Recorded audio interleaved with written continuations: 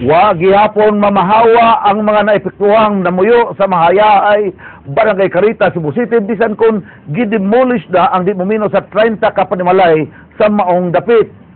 Matod sa labaw sa Urban 4 nga si Attorney Colin Russell nga sa wa pa mitabo ang demolusyon ni atong buwan sa Marso, ilan ang giduol ang maong mga residente sa dapit aron natagan og luna nga isip ilang relocation site. Apan matod ni Russell nga ang uban kanila wa misunod sa maong tanyag. Gipadayag usab ni Russell nga ang ilang buhatan andam mo akomodar sa mga residenteng apektado sa demolisyon base usab sa ilang qualification. Kahinungduman nga gidad-an og pulis ang dapit kay nagmagahi man ang maong mga residente. Dugay naman na sila nga ni connect sa atong opisina regarding ana unya kana yun siyang balik-balikon yung na sa ila kana socialized housing program permi yun na siya nga naa sa opisina, no? The point there kay katong gipang demolish na sila nga giingnan na sila wa pa na sila demolish sa giingnan na nga mag-apply ngadto.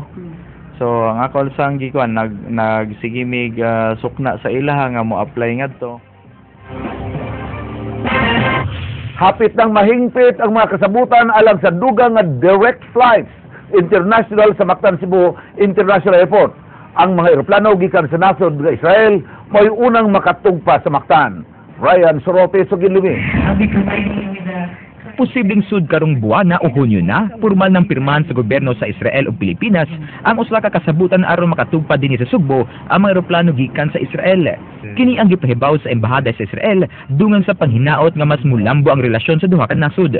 Makatabang ang maong kalambuan sa padayong pag-abag sa Israel sa nasod hilabi na dinhi sa Sugbo nga mo ikaduhang labing progresibong dapit sa Pilipinas.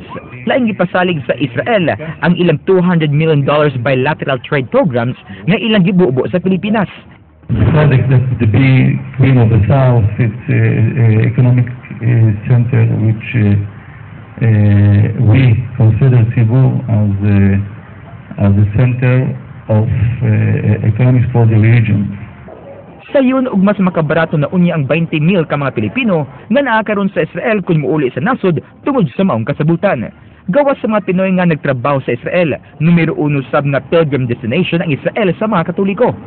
And most of the Filipinos goes to Israel during the latter part of their life, retirement. But in reality, there's so much Israel can offer the Philippines. Si Mactan Cebu International Airport General Manager Paul Villarete mo inikumpirmar nga igo nilang pirmahan sa Department of Transportation and Communication ang air service agreement aron makatugpa ang mga commercial airplane sa Israel sa Mactan. Giklaro ni Villarete nga abli ang tugpahanan sa Mactan sa tanang mga international carriers di sama sa Ninoy International Airport. Gawas sa Israel, doon na sa isamang kasabutan nga hapit nang mapirmahan tali sa nasod nga France, New Zealand ug laing duha ka mga nasod. Ang maong kalambuan, makatabang unya sa turismo o komersyo sa Subo, kay dali na lang ang pag-travel paingon sa probinsya, pinagi sa pagwagtang sa mga connecting flights. In fact, Undersecretary Lutilla is already authorized to sign the agreement. I think it depends now on the Israeli side. Ryan Sorote, News 5. Usa ka testigo mipadayag sa korte nga walay gawas-gawas ang babae nga giingong gitanggong ni Kasano Tatay Loloy Abduhan Jr. Apan abogado sa Dios Amahan mipadayag nga ang pamahayag sa testigos dili makapamatuod nga gitanggong sa iyang kliyente ang babae tungod kay layo ang gipuy-an niini. King Perez, Sugilimi. So wa pa magsugod ang hearing, nagginaksanay ang inahan ug ang anak sa gingong biktima sa serious illegal detention. Apan wa kapugni sa kabanay nga bukabal nga maghinilakay ug magsinukmatay. Subling ipasabot sa 33 anyos nga si Emma Bocabal Nepomuceno nga dili tinuod nga gitanggong siya sulod sa 5 ka tuig sa panimay ni Kasano Tatay Loloy Abduhan Jr. Wala ka lang ko talikita akong bala. Nili ko na inunahan din. Sinaglabi ang sitatay akong gidampal sa ayot mong anak. Wala ko kititili na ninali. Ako yung gustuhan mo. Tagok na nila dito. Wala ka niya kung ipayag ka ni tatay sa ayot mong anak. Magkita na nga. Wala ka natin. Gano'n ako mag-wild sa kalsada. Kisamay mo dogot anak. Pamaskin para bumik. Alang kang Emma, si Tatay Loloy Jr. ang miamuma kaniya, man siya gibiyaan sa bana. i-treat ko nila nga anak, nilang nanay tatay. Naamo na akong pangita. Apan way klaro ang tubag gikan siyang inahan kun mupadayon ba sa pagpasaka og kaso batok ang apduhan. Matawag naman ni Dewey nga paglinawon sa kuan. Ubo sa sala ni Judge Hermes Montero sa Toledo RTC Branch 59, gisangat ang motion for judicial determination of probable cause sa kasong serious illegal detention batok ang apduhan. Unang gipresentar sa prosekusyon si Eleuterio Repuela, ang amahan sa 14 anyos na si Angelo Repuela, kansang lubong na palgan ilawom sa balay ni apduhan. Sa cross-examination ni Eleuterio, mitugan kini nga giubanan siya padung sa Kapitolyo aron muluwat og affidavit. Ikaw lang usan nga tus Kapitolyo. I have somebody with me. Namig sa tingali kay hibaw ka wa may makahuman og grade 1 unya in English. Niadtong tuig 2011, mibalhin sila og puyo uban ng iyang asawa ug anak sa Buanoy, Balamban. Human na kumbinser nga masalbar sila sa gilang nga Dios amahan sa giingong pagtapos sa kalibutan. Gihimo siyang trabahante sa uma og suguon sa pagdala og pagkaon og tubig kang Emma. Giila ni Eleuterio sa korte nga si Emma ang babae nga kanunay maghilak og anara sud sa panimay ug way gawas-gawas sukad sa ilang pag-abot sa Buanoy. Tudluan na be.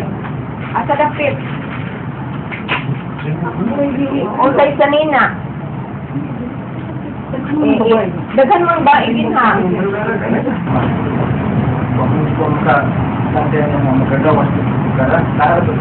Dito ko kay kanang nakakita man kay amabita mo kuanan ka doon na pamagay usa nga nakakita pa sa akong manghod.